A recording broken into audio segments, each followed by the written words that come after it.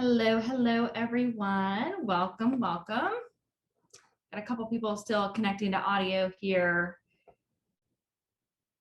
We had about 67 people register for our class today, so I'm going to give it just a couple of minutes to see who else shows up and wants to join us. And then while we wait here, I'll just go ahead and introduce myself. So for anybody that doesn't know, my name is Brandy, and I am the support team lead here at Details Flowers.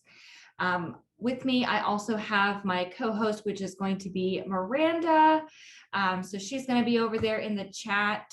She is our public relations lead there. So she'll be answering any questions that you might have as we're going through there in the chat.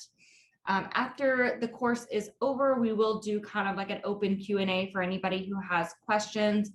What I do ask is that you keep them to basically the generics of the worksheet. So, you know, any questions that you have that might pertain specifically to your business or your state or your city or anything like that, if you'll just schedule some time with me to go over like specific questions. But if you have any general questions about the worksheet, any of its functions and features, I'd be happy to go over those at the end of our class today.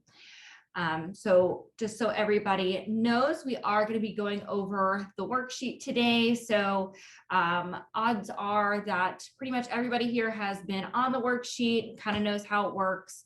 The worksheet probably has the most, what I would say, hidden features, if you will, things that people oftentimes overlook. So we're going to be going over some of those today.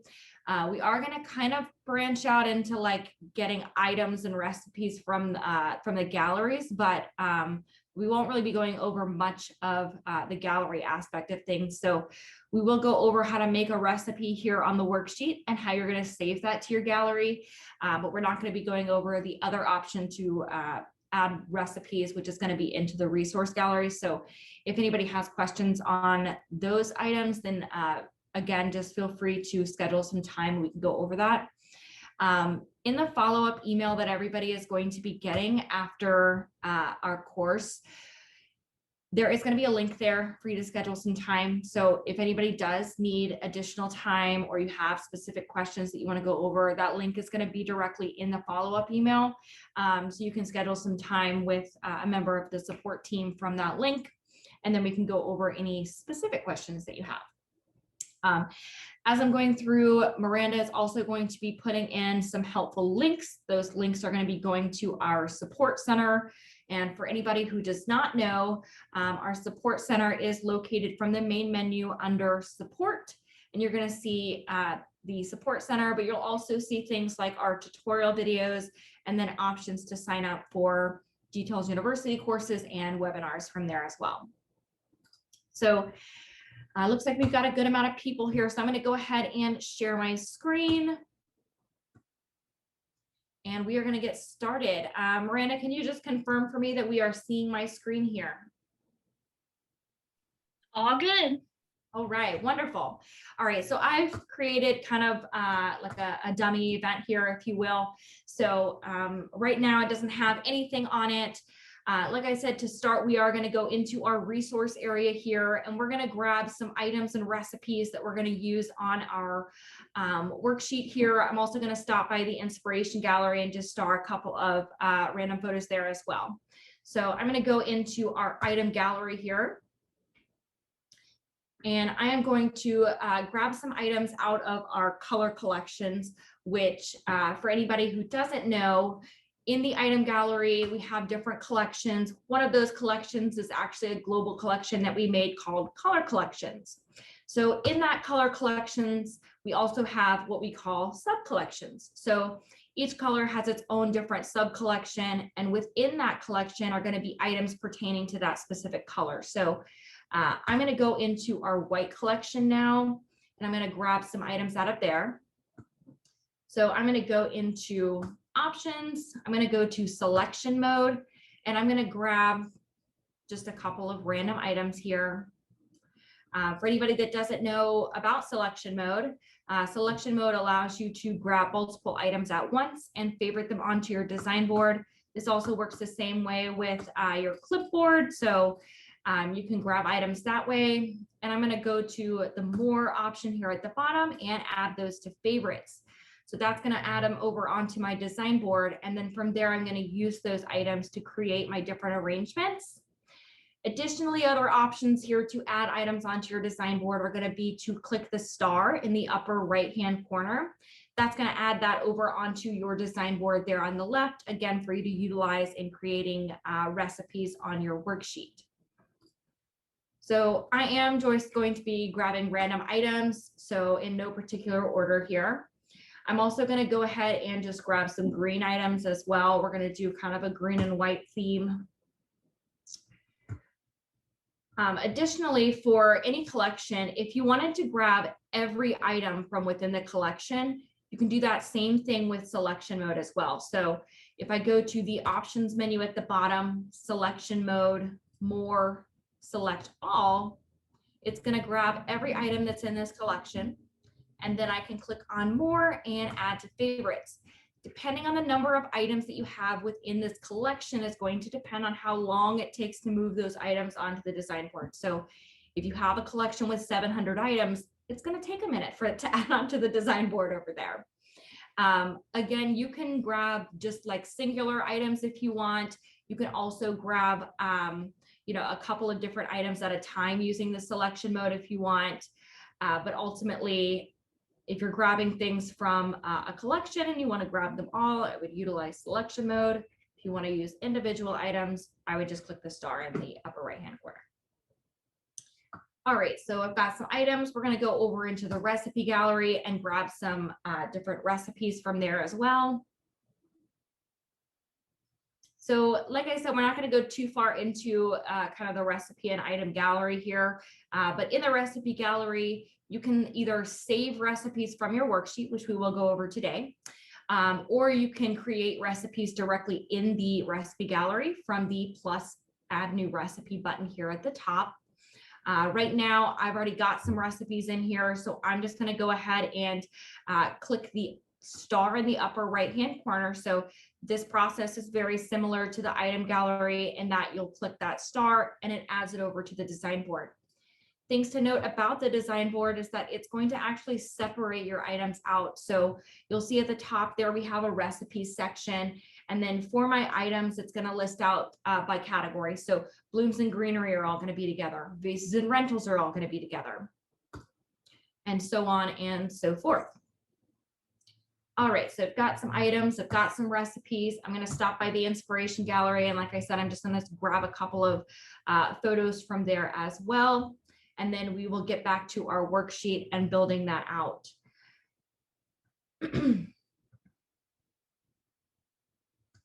All right, so I am, like I said, just gonna pick a couple of them. When I star the inspiration photos, you'll notice that it doesn't show up on the design board because inspiration photos don't show on the design board. They are going to go into what's called event inspiration, and we're going to talk about how to utilize that on our worksheet as well. All right, so I've got a couple of different inspiration photos, and we're going to head on over to the worksheet now.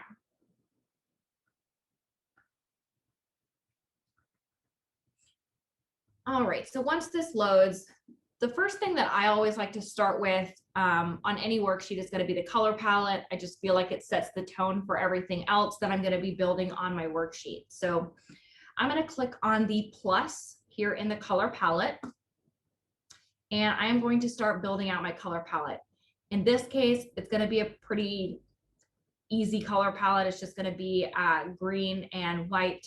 But in order to select colors here, you're going to move the bar on the right-hand side up and down. That's going to change your different colors. And then you can change the shades by dragging and dropping around the little circle dropper that you see here as well. So I'm just going to grab this color here and I'm going to add to selection. I can do this for as many colors as I want, and then I'm just going to add to selection.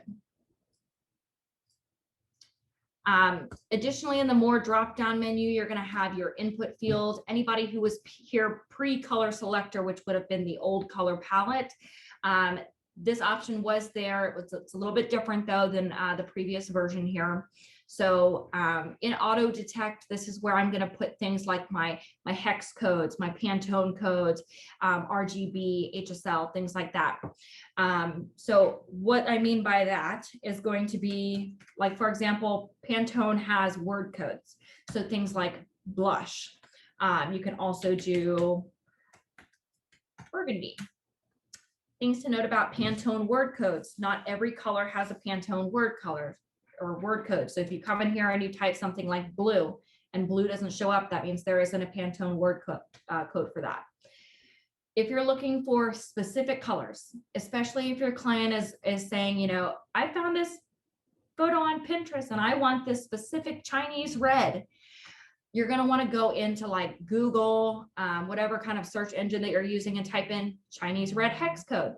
From there, you can just copy and paste that directly into this auto detect field. So it's going to look like this. This is what a hex code looks like. So it'll be a hashtag, a series of numbers and letters. You'll put that into the auto detect field, hit enter, and it's going to show you that color here at the top. From here, you can also do what's called transparent colors. So full transparency is an equal value of 1. So in that alpha field here, we are going to put, let's say 0.5, and that's going to be about half opacity or half transparency, if you will. So you can change those things there. On the same subject of looking for specific colors and people sending you those Pinterest photos, as we know they do, we're going to go to the From Image tab, and you can upload that photo here. So if somebody says, you know, I really like the girl's dress and the color of that dress here in this particular photo, you upload that photo and you can drag and drop the square around to find the exact shade or color out of this photo that you're trying to locate. When you find the color, again, you're just going to add that to your selection. Additionally, here in options, as far as adding colors. So obviously I'm inside of an event, so I'm picking colors for this particular event. But if there's a color that I'm using that's trending, like, you know, the blush wedding that was happening, sage and white, when everybody is obsessed with succulents, we can add those colors to our favorites. What that means is that in the more drop down under favorites, you're going to have all of your favorite colors, things that you're seeing over and over again, different trending colors. And you can go in there and choose from your favorites. Additionally, you can make collections. So we kind of briefly touched on what item gallery collections were. And if you were in last month's webinar, we went over collections there as well. So you can make color collections. So for example, in the more drop down under collections, I've created a couple of different collections. So I've got a fall collection, I have a pastel collection, rainbow. You can do this for the different trending color schemes that you're seeing. That way, when somebody comes in and they say, you know, I really want that like boho or fall wedding, you know, whatever it happens to be, you can come in here and say, oh yes, the same color palette that I've used the other 10 brides that came in with the same thing. And I can select all of those at once. So this is going to be really great for like trending colors, trending themes that you're seeing over and over again. So that way you're not going to have to reinvent the wheel and go find each one of those colors every time. And you'll just go in and grab that fall collection or, you know, whatever it happens to be. And then of course you can add and remove colors as needed. All right, so then the last thing here I'm going to look at is going to be suggestions. So suggestions are going to give you suggested colors based on the color that you have here in this upper square. So this is going to give me complementary colors, different shades and tints, so I can choose from those different colors here. To select a color, I'm just going to click on the color itself, and then I can add that to my selection or my favorites or collections, whatever it happens to be. All right, so then in the selection area, it's going to show me all of the different colors that I've picked. This is also going to be another great option for you to say, I have a green and white wedding, so obviously I don't want this pink color. I'm going to click on it and remove that selection. Probably don't want this neon green color. I can remove that from my selection. These two color greens look almost identical, so I'm going to remove that one. And then the last thing that we can look at here is going to be quick colors. So quick colors are going to be like your most common, like red, blue, green, just like the traditional colors for you to come and pick out. Again, you'll just click on any one of the squares and then you can add that to your selection. Once you're done, you're going to want to go ahead and click that done button, and it's going to populate with your color scheme up here. At this point, if you wanted to remove a color, there's a second option here. So I can go to the upper right-hand corner of any one of my colors here and click on the trash can. That's going to delete the color. Additionally, I can drag and drop these colors to reorder them if I want them to appear in a specific order when it gets to the proposal area. So that's just going to be a drag and drop motion there. All right, so next I would normally go to my tables and seating area here. I can enter in my total number of guests. If I have a head table or a sweetheart table, I can go ahead and put in the amount of people that are going to be at that table. And then for each additional table, I can go to my guests per table and say I want 8 people at each additional table. That's going to tell me I need a total of X number of tables. Going down here, I've got my taxes section. So if you guys have already set up your defaults in your company settings, for anybody that doesn't know, in the main menu under company, you have something called event defaults. That's where you're going to build out your default worksheet. It looks very similar to what we're looking at now.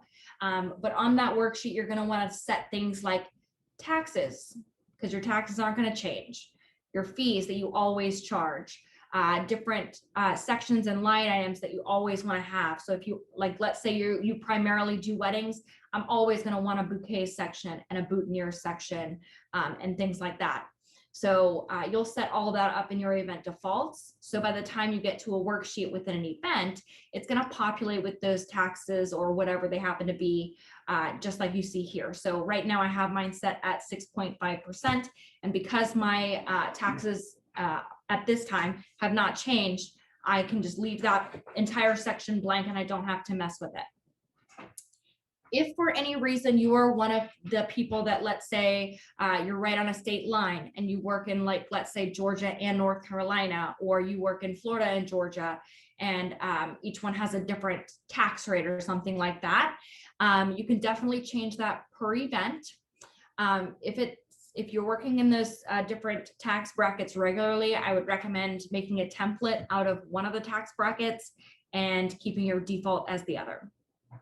We will go over templates shortly, so just sit tight on that if you fall into that category.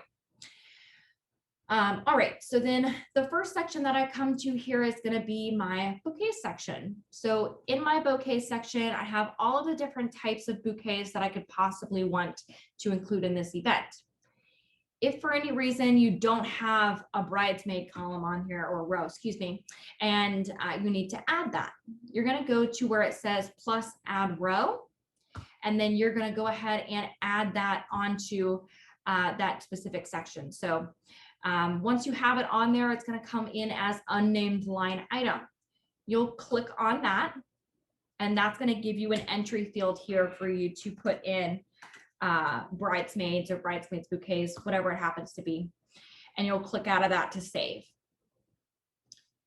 Once I have all of my different line items for this section, I'm going to go ahead and start building it out. So this is where our recipes and items and things are really going to come into play. So I'm going to grab the recipe that I have already made over here, and I'm going to drag it right in.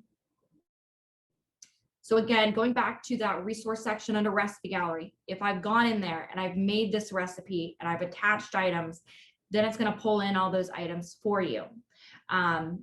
If you're in the recipe and let's say you didn't save items in there, it's just going to pull in the photo. So you have to attach the items there. Now that I have it here on my worksheet though, I can certainly make edits to this. So for example, if I have this recipe, it's kind of like my, let's say, base recipe, but I wanted to add or remove a couple of different items. So maybe I'm only using 2 of these peonies. So I'm just going to go ahead and remove them. I'm just going to click on yes, and that'll remove it from this recipe. Common questions that I get asked here are, if I make a change here to this recipe, is it going to change the recipe that I saved in my gallery? The answer is no. So any changes that you make to a recipe, including pre-made recipes here on the worksheet, are solely going to be for this particular event. So you won't need to worry about any changes happening in the recipe gallery. That's still going to be the same. However, if I change this recipe, I adjust some costs and some quantities here, and maybe I added or removed a couple of items, and I like this version better than the one that I had already, I can go to the recipe options in the upper right-hand corner, and I can update the gallery recipe. That's going to update the version that I have in the gallery already, and it's going to update it to whatever changes I made here on the worksheet. If to the opposite effect, I made some changes and I really don't like the changes and I just want to go back to what I originally had, I can update from the gallery, which means it's going to update back to my original version that I have saved. Also, while we're here, if I wanted to make a comparison between what I have in the gallery and what I have on my worksheet, I can view the gallery recipe from here and kind of compare and contrast the things that I had on here versus what I have already on my worksheet. And then down at the bottom here, we also have a favorite recipe button. So I'll show you the relevance of this in just a moment. Right now, this particular recipe is already on the gallery, or excuse me, already on the design board. So I don't need to favorite it, but we'll go over that in just a moment when we make one from scratch. Keep in mind that any recipes that you have on this worksheet, if you want them to be included in your proposal or in your event total cost, you're going to want to put in quantities. If you put no quantity, it's not going to show up anywhere. It's not going to add into your grand total there.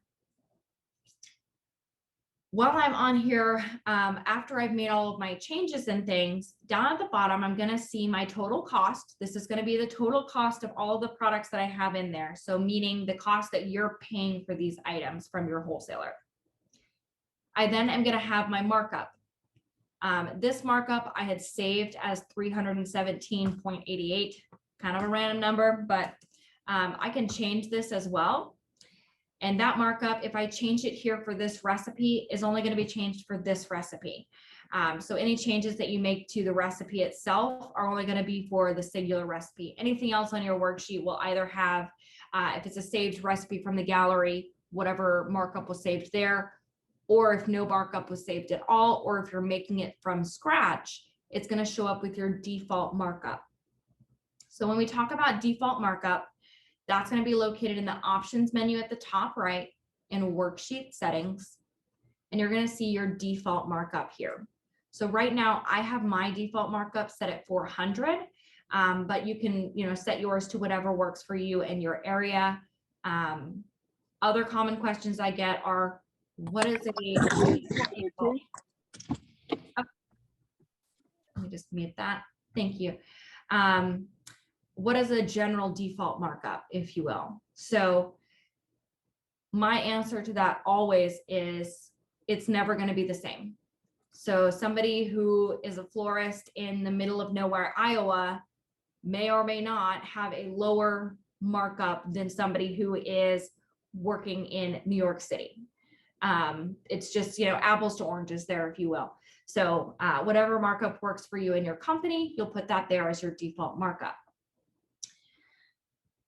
Once you have all of that all settled, on the bottom right, you're going to see that total price. The total price is the marked up price that you should be charging your client. I personally don't like uneven numbers, so I'm going to go ahead and click into my estimated price here. I'm going to make this 300, and I'm going to click out of the box. Another common question that I get is, what is the lock? What does it do? Why is it there? How do I use it? So what this does is it's going to lock in the estimated price.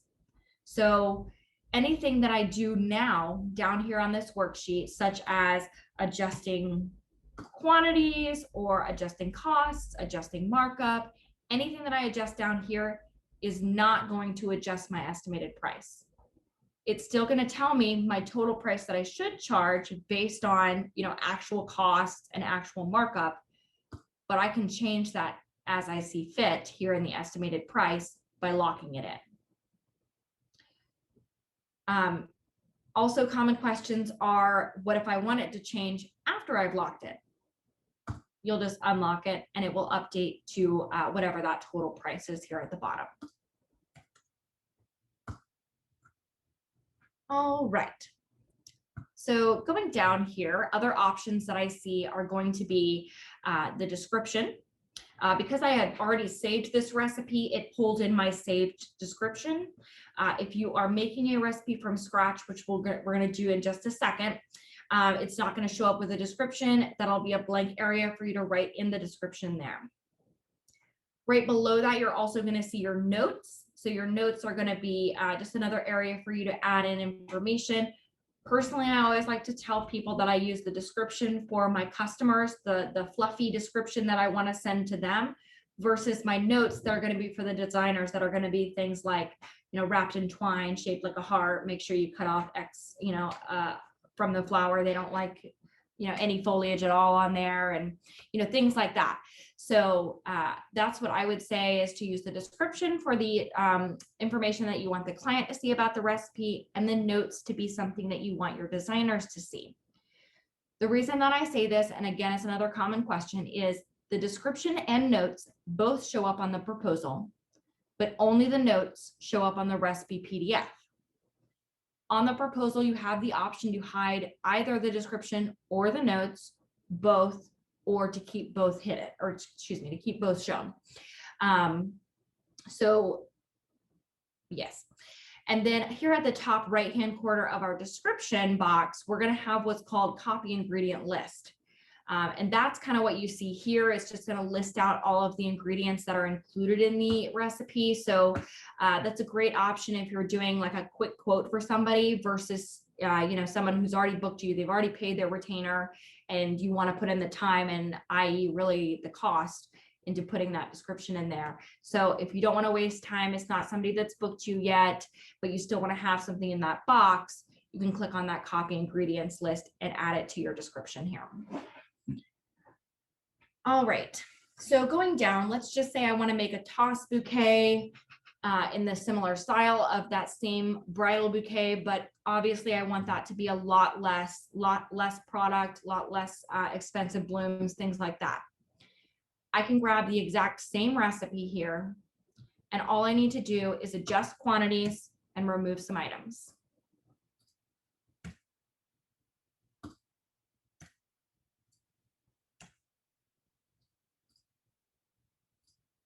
So I'm just going to go ahead and just make this a little bit smaller, take out some of the things that I think really are not necessary in a toss bouquet, and just make it a lot less product. There we go.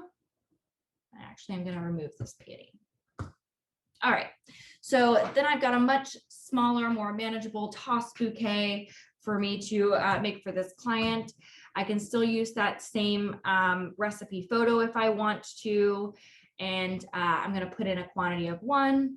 Additionally, I can go in and adjust any costs or estimated prices if I wanted to set it at a particular price for that client.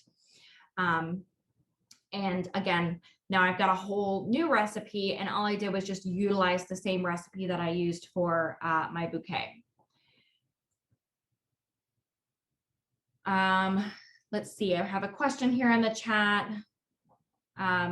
Says, hey, where do you go to hide the notes and or description? You'll do that in the proposal.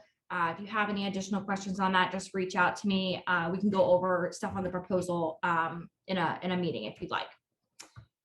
All right, so then going down here, I'm going to go ahead and make a new recipe for my maid of honor. So I'm going to click on the plus symbol, and I'm going to click on add blank recipe.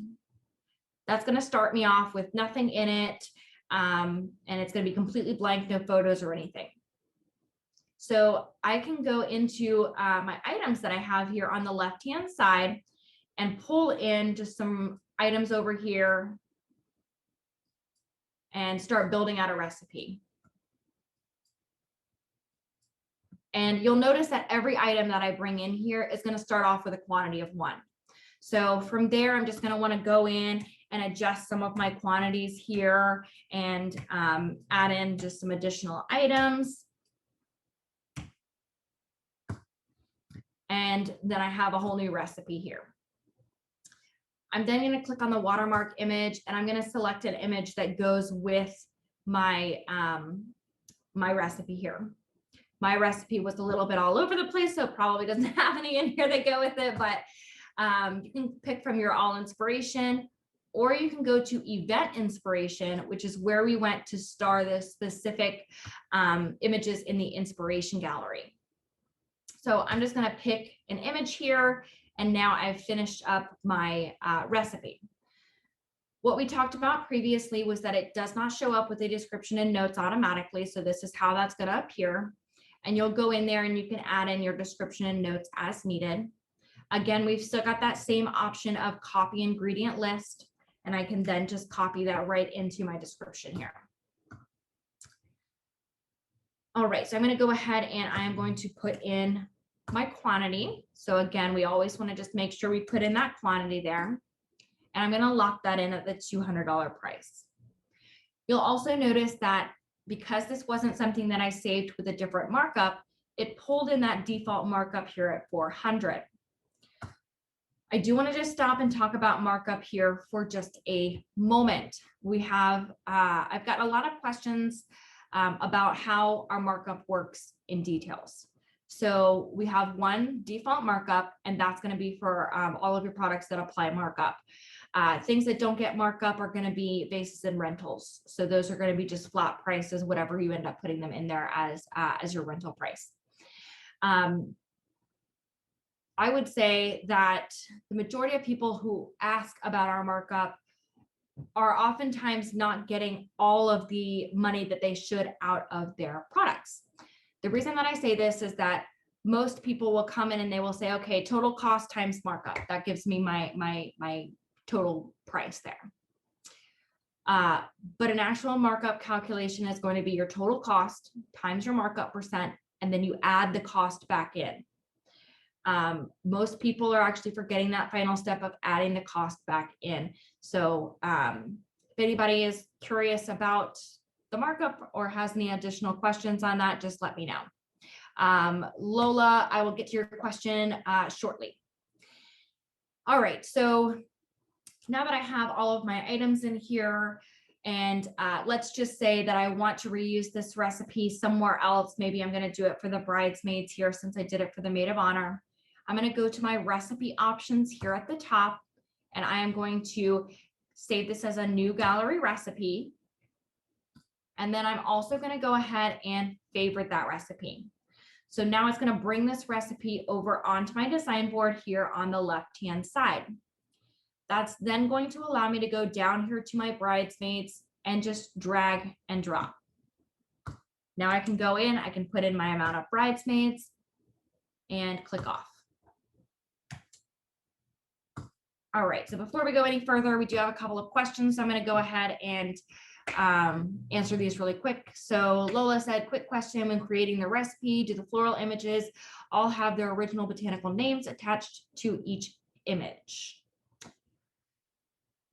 The floral images all have their original botanical names attached to each image. Can you reword that, Lola? I'm not understanding that one. Jennifer said, how do you offer alternative selections without having the different costs added to the proposal? Good question, Jennifer. Let's go over that. So let's just say this is my bridesmaids here, but I wanted to give an alternative option for the bridesmaids. So I'm going to just take this example. I'm going to add a new line, and I'm going to say bridesmaids option 2. I'm going to drag and drop the second option in there, right? I'm going to go ahead, I'm going to put in my quantity. Oops, not 10 or not 11, 10. Okay. So I'm going to go ahead and put that in there. So I have my second option here, but obviously I don't want this $3,815 to scare my client when they're already having this $2,000 for the one that I have up here. So what I'm going to do is I'm going to click on this little piece of paper up here. This is called proposal suggestion. So this is going to allow you to give options to your client without including that total into the cost. So it's going to show up on your proposal, just like you see it here with this not included proposed line item only. It's going to show them what the cost would be if they chose to go with this option. And it's also going to kind of appear exactly like any other recipe on there. So it'll have like the photos of your ingredient images and any description or notes that you might have added on to it that you haven't hidden or anything like that. So this is how I would say to give suggestions. This is also a great upselling tool. Anyone who is not upselling needs to start doing so, because I would say you have somebody that comes in and they say, you know, oh, I have 10 bridesmaids, and you give them that $2,000 plan and they're just going to say, okay, these are my options. But if you come and you say, oh, but you know, there's this other option for just slightly more, maybe it's like $50 per bouquet, that's going to really add up. And they're going to say, oh, you know, I really like this option better. And while it may be just a, you know, a little bit different, in the long run, especially if, let's say, you do this for all of your bouquets, you do this for all of your boutonnieres, all of your centerpieces, and everything has two options. One is going to be a lesser option and one is going to be a more expensive option. I'm going to say that if you have 5 suggestions, they're probably going to pick at least 2 of them. So, you know, anybody who is not upselling, I recommend that you use this proposal suggestion to upsell. It's also great if you're even not doing a comparison. So maybe it's not like 2 options on a bouquet. Maybe it's, you know, they're not getting an entryway arrangement, but maybe they would want it if they saw a nice suggestion for it. So, you know, you can add those different things in there and you can have the different suggestions. Really, you can go ahead and make like a suggestion section, and then they can go through and say, okay, oh, these are all of the things that like add-ons basically, or things that I could do in place of the bridal bouquet that's in my original arrangement. Things that are still kind of within the theme, the color scheme and all of that, but maybe they have some more expensive blooms. Maybe they have, you know, just some elevation, some more texture in there. So I would say you'd be surprised at how many people would be willing to do the upselling. So if you're not doing it, highly suggest it. Proposal suggestion is going to be your best friend. All right, and then while we're also on here, since I'm going to probably make this our last recipe on here, if you are on your design board and you realize that you need a flower or a vase or just any item that you didn't put on here, this add ingredient button is going to be your best friend. So if I go in and I click on the add ingredient, I can go in here and I can search by any different category that's in my items. I can search in my all items. I can search specifically in my items. Also on this, if you go through and you realize that this client wants a particular flower that you know you don't have in your item gallery, this is also going to be another great way for you to go in and click add new item. You can add an item directly to the gallery from your worksheet, and you never have to leave it. So I would say if you are missing an item that you want to add on there, this is going to be your fastest option to grab those items. All right, Lola here, she says, for instance, when picking flowers for the recipe on the left-hand side, do all the images have their botanical names so that when I print the list, the wholesaler sees the names of the florals, or do I have to manually put that in? Okay, so when you're adding items to your item gallery, and this is kind of more of an item gallery question, but when you're adding in your items in your item gallery, you are the one that's going to be naming them. So if you're adding in an item and you name it red rose, that's exactly what it's going to show up as. If that red rose has a specific name from a specific breeder, you're going to want to put it in as that specific name. So things like, example, Alexandra Farms, all of their products and their garden roses are in there, and they are named specifically because they are grown in a specific farm by a specific grower, and they're named the specific name. So while there might be 20 white garden roses, they're looking specifically for this one. So I would say if it's a partner item, they're going to already have the botanical names in there because they've chosen those. If it's something that you are putting in yourself, you'll need to put those names in. Now, where this comes into play in your question is When you add the items into the recipe here on the worksheet, it's going to add it in as whatever name you put into the item gallery. From there, on your cost page is where you're going to see all your order forms and everything that you would send to the wholesaler. And that, again, is going to list out whatever name you have listed on that item in your item gallery. So I would say, yes, Lola, as long as you named it that. Okie doke. So the next thing that I want to go over is going to be your items used. So we all know we don't want to waste product. We don't want to waste money buying, half bunches of things. We don't want to go to our wholesaler and say, hey, can you get me a half a bunch? Because they're going to tell you no. And so this is where your items used is really going to come in handy. So on the design board, under menu, in items used, it's going to show you every item that you have used on your worksheet. So anything that's in red means that you are nowhere near a full bunch. You need to either add or remove some of those items. Anything in green means that you are right on the money, at a perfect bunch. You don't need to change anything. We don't have any on here right now, but anything that is in gray means that you are within 20% of a full bunch. So for example, if a bunch is 10 and you have 8, it's going to be gray because you're within 20% of that. This is also going to be really helpful when you get to the cost page, because the cost page is going to list out, okay, you wanted 3 alabaster garden roses. And it's not going to prevent you from printing that out just because you don't have the full bunch count. So to save yourself some headache and everything, before you finish up with this worksheet, before you even publish your first proposal, to be honest, I would go onto the items used here and make sure you're using full bunches, or that you're very close to full bunches. It's going to save you time, it's going to save you money, it's going to save you headache. So definitely go in here and look at that. If you click on any one of these items, it's going to say which recipe and how many stems are being used in that recipe. If you click on the little magnifying glass here, it's going to take you on the right-hand side up to that recipe so you can make changes. On this area, it's also going to say how much you're under or over by. So you're over by 1 in getting a full bunch. So if you put that down to 5, you're going to have a full bunch. So this is going to be, again, one of your best friends. You'll want to go in there and just check and make sure how close you are to full bunches. It also lets you know how much is in a bunch. So 5 stems per bunch or 10 stems per bunch, whatever it happens to be. Those are going to all be in there for you. So definitely recommend that. The next thing that I want to go over is adding in sections and line items.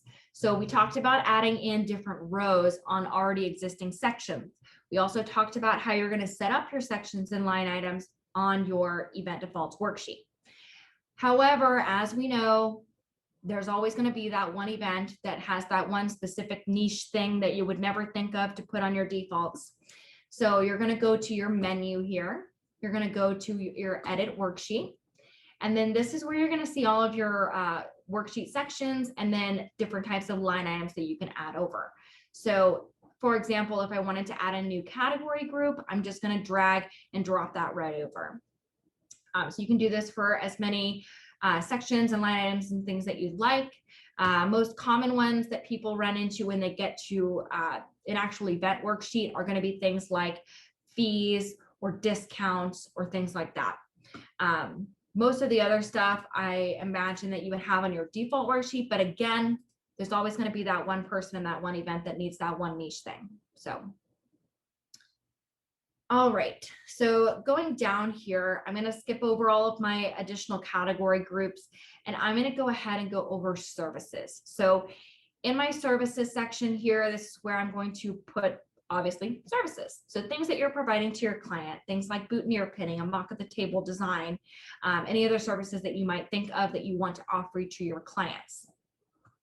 So you're going to add those in here. Again, just like any other section, you can adjust the line item names, and you can also adjust your estimated prices here.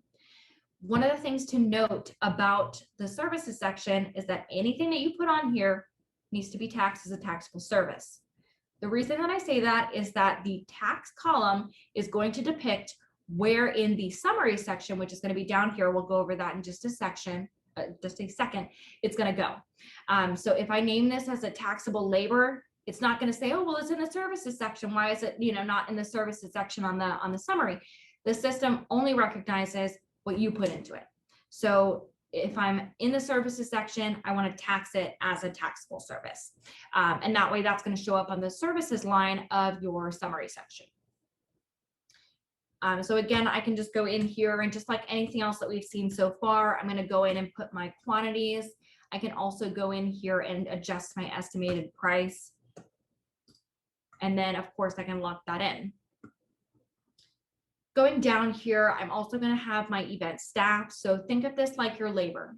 And when we're on this section, we're really thinking about, okay, approximately how many hours is this person going to need to complete the job that they have?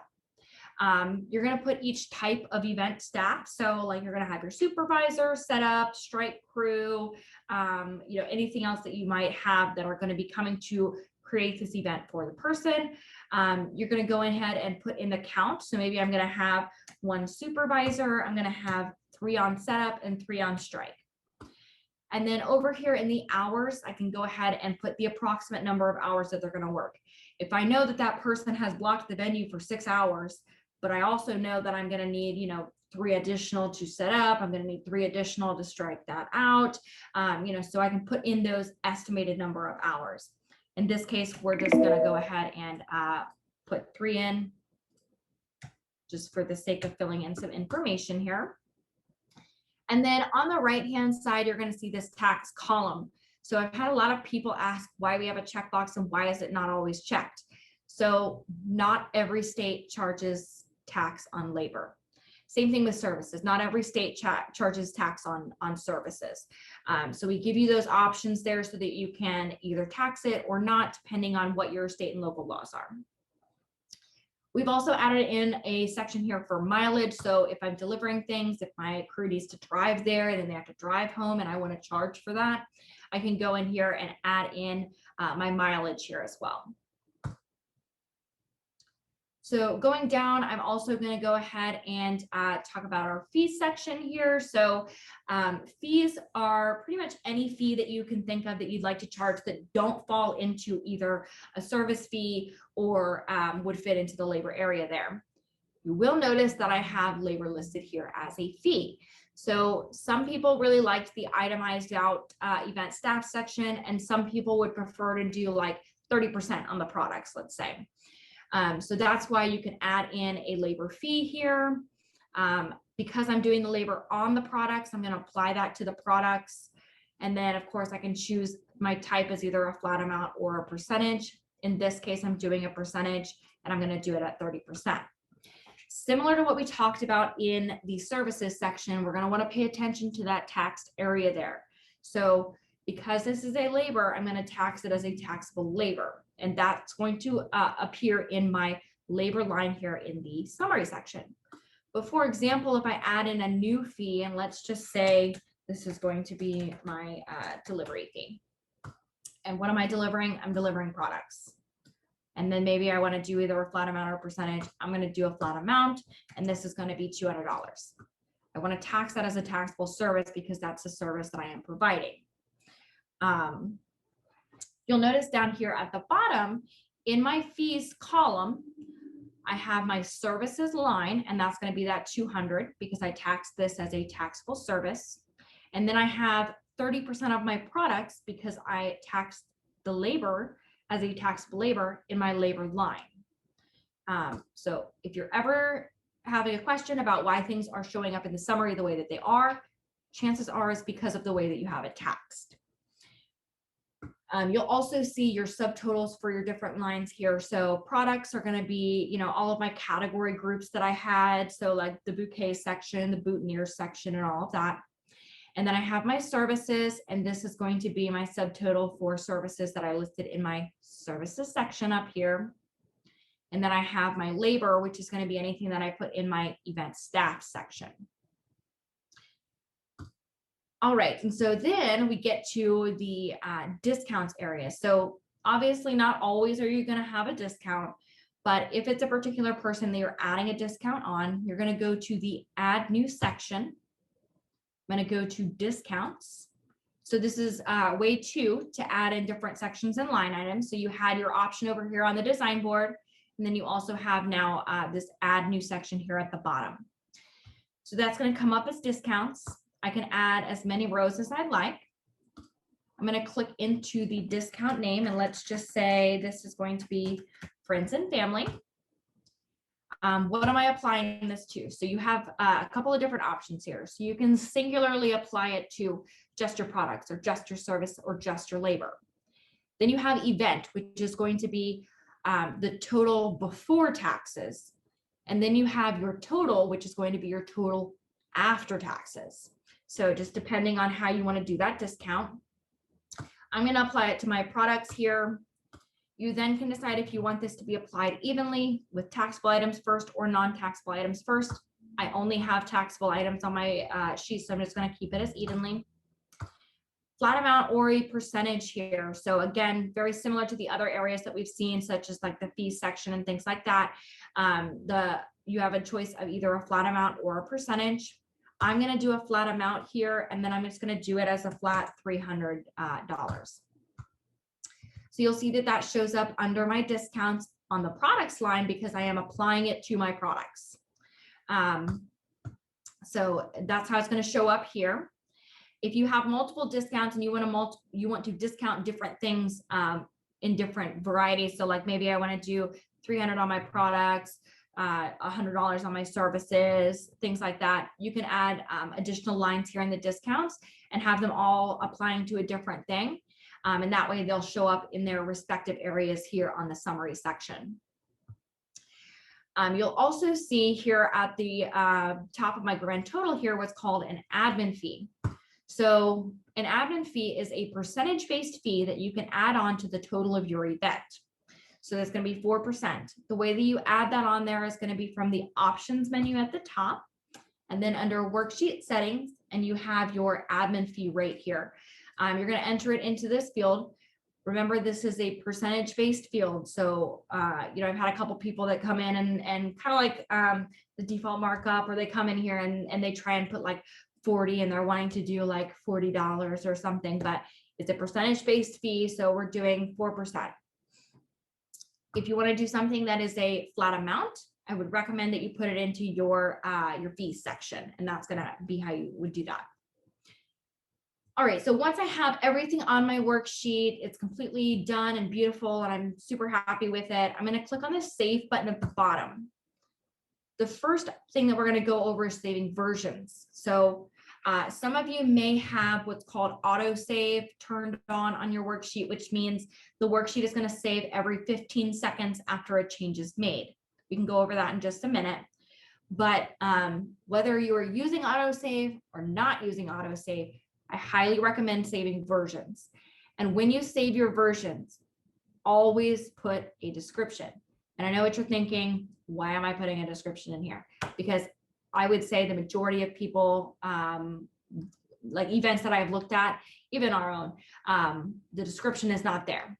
So it's important to put in a description, because when you're on there and your client says, oh, I want to go back to that version that had, X, Y, and Z, you're going to be going in here, going through every single version, going, oh my God, which version was that?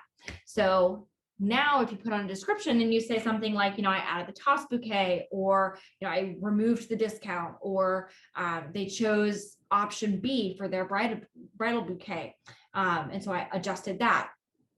Go ahead and save versions. And what I would say, there are never too many versions. So if you want to save after literally each click that you make, be my guest, because honestly, it's going to be easier for you to go back and forth between your different versions, the more versions that you have. So I would say definitely save as many versions as you can throughout the process of creating the worksheet.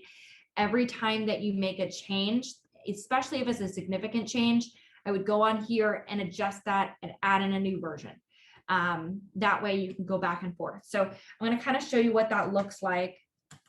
In this case, this is going to be my first draft. and I'm going to go ahead and click save on that.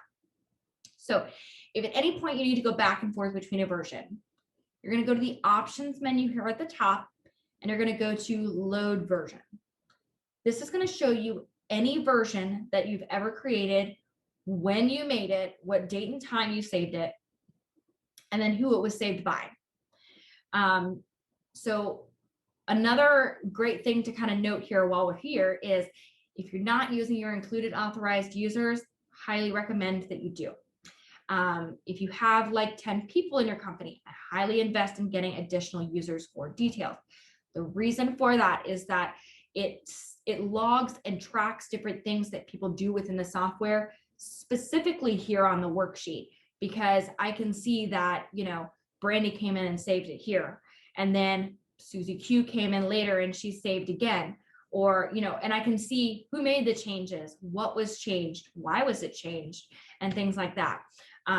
So it just kind of gives you somebody to go to and say, hey, a new version was saved. I saw this, what was changed? Why did we change it? You know, and it just kind of keeps track of everything. All right.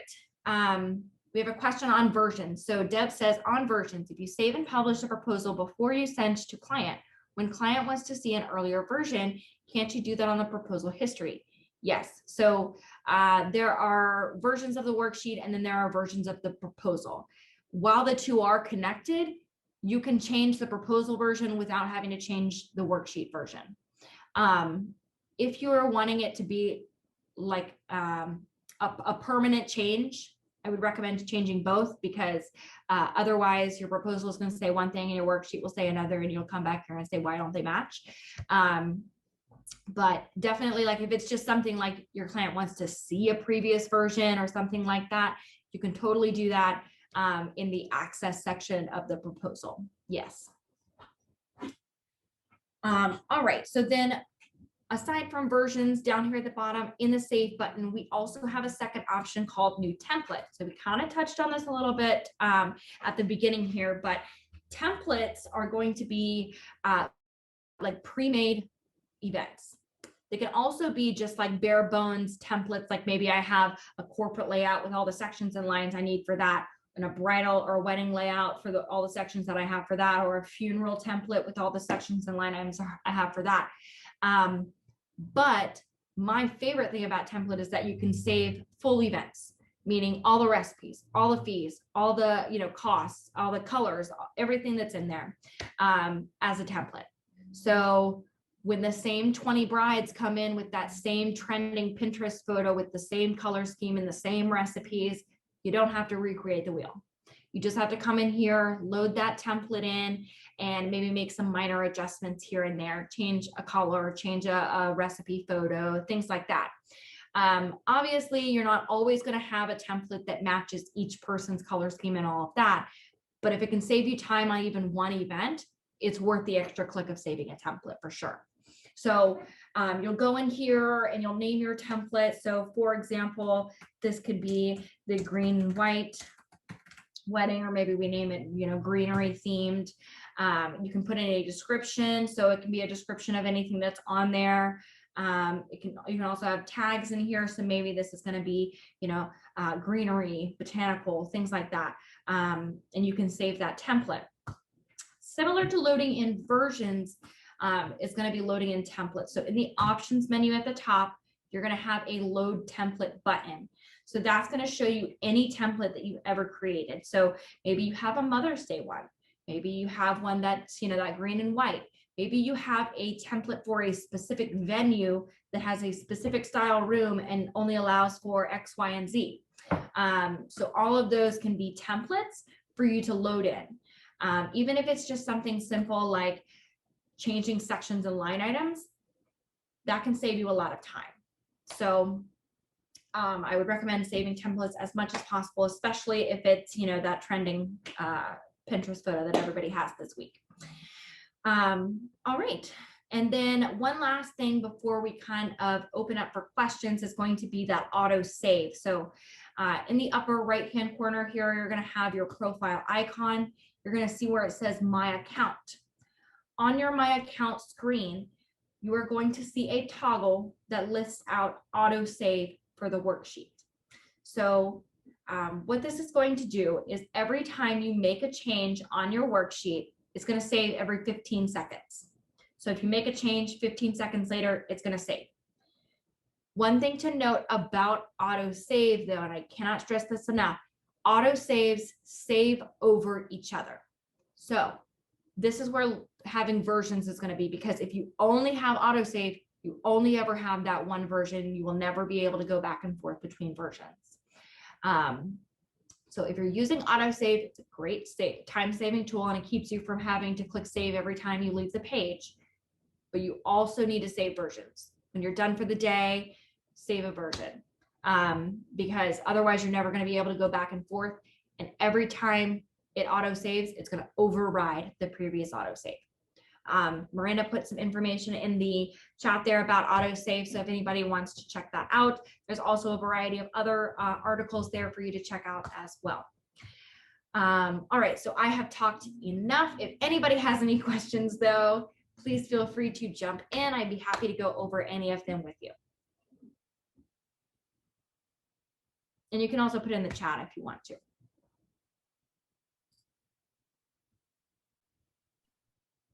Hello. Hi, Darlene. How are you? I'm sorry I'm late. I'm at work, so I was able to catch a little bit. I got a question for you.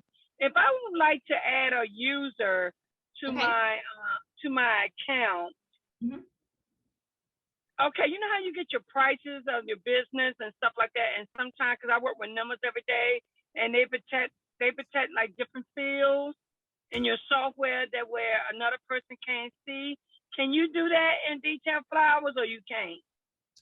No, you were the one that called in the other day, and we had that conversation about right now there's not like blocking permissions in Details.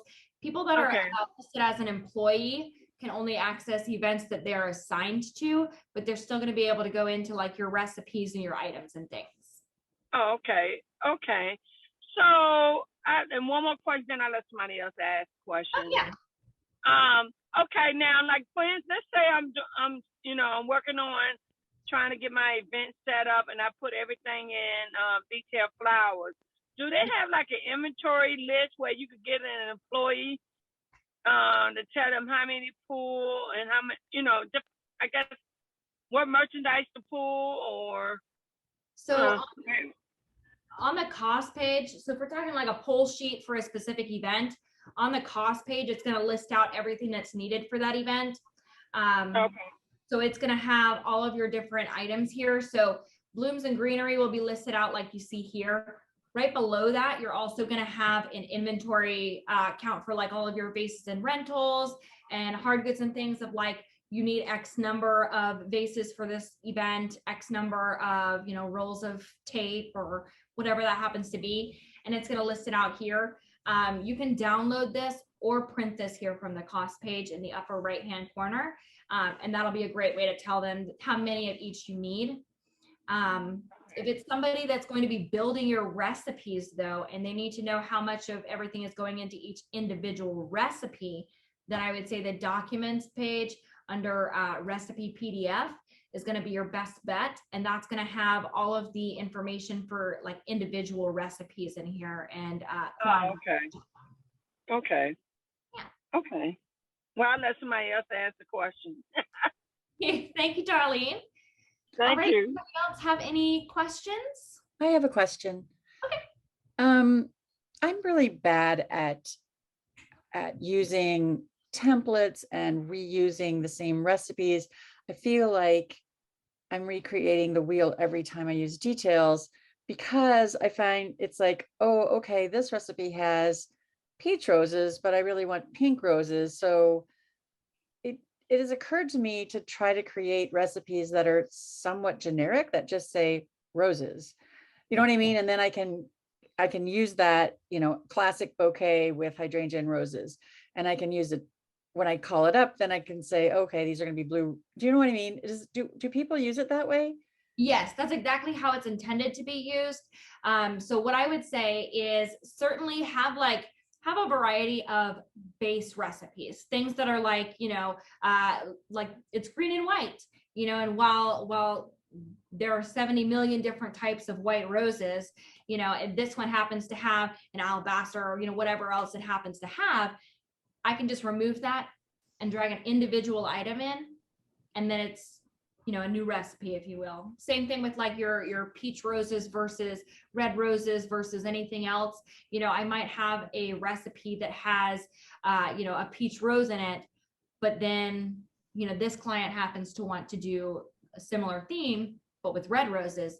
I'm just going to delete the peach, drag in the red. But my brain doesn't quite think that way. So what if I created a tall arrangement recipe, and it just says I need hydrangea, I need roses, I need scabious, I need all of this stuff. I would have to create the item, right? Just a rose that's no color rose, hydrangea, right? Like a generic item, then create the recipe with those. And then when I go to a blush wedding, I could go into the blush collections, click all the blush items, and then drag those over instead of what's in there. Does that make sense? Or is that a long way around? I would say it's a long way around, but everybody thinks differently. And, you know, so what I would say, and what I say to almost everybody is, there is no wrong way to do anything in details. And so if that's something that's going to help you save time and save effort, then I would say do it that way. But me personally, I would say, you know, I would never make generic items. The reason that I say that is I could have an item named rose in there, but the number of types and styles of roses is pretty much infinite. And there are no two roses pretty much that are going to be the same price. So, you know, you'll either have to end up adjusting the price every time you use said generic item to match, you know, that particular red rose and its cost, versus like, you know, the initial price that you put in, maybe you put, I don't know, the peach colors price in there, let's just say. And so then again, that would be creating more work.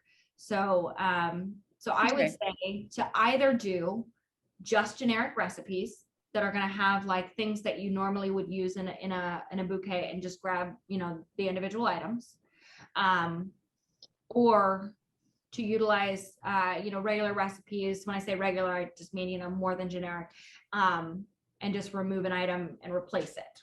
So when you say generic items, it doesn't have anything in it. It's just it's got a photo and it's got a price, but it doesn't have ingredients. And then you grab the ingredients and pull them over. You can do that as well. But when I say generic recipes, I mean, when people come in and they say they want a green and white bouquet, these are the items that I most regularly use for that. I see. But, you know, somebody else could come in that's very knowledgeable about flowers and say, you know, I want this specific white peony from this specific farm, this specific grower. And, you know, then you could just add that into it. Gotcha. So, so that would be my thought there. Okay, thanks. Yeah. Anybody else have any questions? Let's see.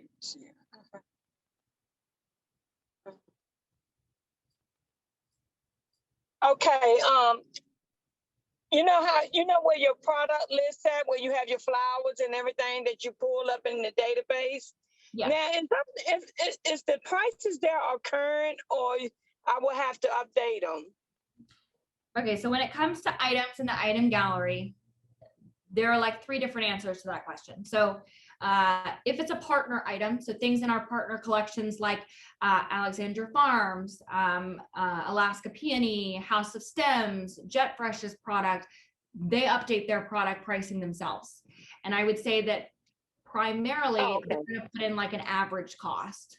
For things that were preloaded in the software that are not a partner collection item, but are also not items that you put in yourself, I would recommend going in and adjusting those. Even if it's just like, I'm going in there and I'm going to say it's $3, mine says $3, okay, I'm going to move on. You may not have to update everything, but I would say it's always good to go in there and adjust things to your area, your wholesaler's pricing. The reason that I say this is because if you're buying product in the middle of nowhere, Iowa, it's not going to be the same as if you're buying it in, New York City. The prices are going to fluctuate. So what I would say is go in there, look at the prices, see how close they are to your prices. What I can also say is, like, for example, this Brassica Dream, I have it in there as $375. This week it might be $350.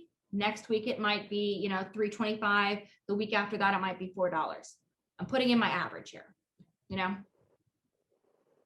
Okay. And then for items that you put in yourself, you'll need to add in the prices for those. Okay. So, okay. I think I'm getting the hang of detail flower. I still struggle when it comes to the recipe, but I'm pretty much doing okay. Besides that part. I mean, sometimes, okay, so like for instance, suppose I want to set a form up for my company. Y'all already have everything listed, but every time I save, it seems like another form come up. So it must be something that I'm doing wrong. Well, I'd be happy to schedule some time with you, Darlene. I'm at the beginning, I know you were late. I just asked that everybody keep their questions specifically to the worksheet. Okay, that's no problem. That's all right. In the follow-up email, though, there's going to be a link, though. So if you want to schedule some time, I would love to go over forms with you or anything else that you might want to go over. Okay. Thank you.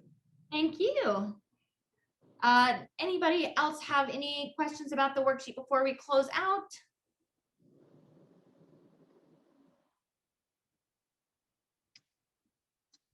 All right.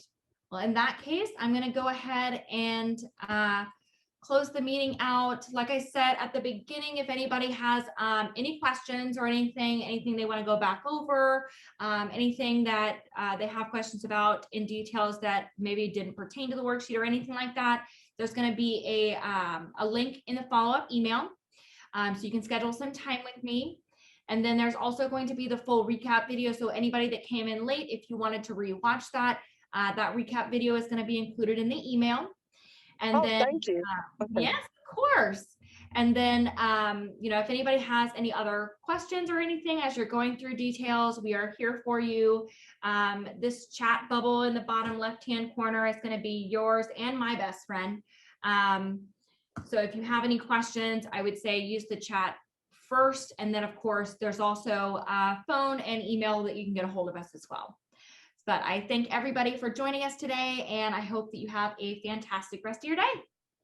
Thank you. Thank you. Thank you. Thank you.